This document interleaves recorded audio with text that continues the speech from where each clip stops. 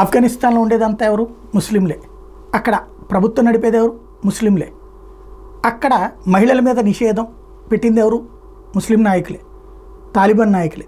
ఇప్పుడు మొన్ననే అనుకున్న చట్టాల అమలు ఇవాళ నుంచి ప్రారంభించమని చెప్పి తాలిబాన్ చీఫ్ ఆదేశాలు ఇచ్చారు.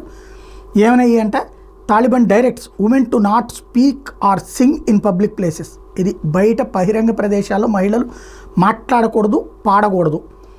The new law orders women to cover their bodies and faces entirely. ఇది హిజాబ్ కాదు, టోటల్గా ముఖం కానీ కళ్ళు కానీ శరీరంలో ఏ పార్ట్ కనబడడానికి వీలు లేనటువంటి విధంగా వస్త్రధారణ ఉండాలని. బ్యాన్ ఆన్ మ్యూజిక్, అక్కడ మ్యూజిక్ అనేటువంటి దాన్ని, సంగీతాన్ని పూర్తిగా నిషేధించారు. అలాగే నాన్ ముస్లిం హాలిడేస్ అన్నిటినీ కూడా ఎత్తివేశారు. ఎల్జీబీటీ కమ్యూనిటీ మీద నిషేధం విధించారు.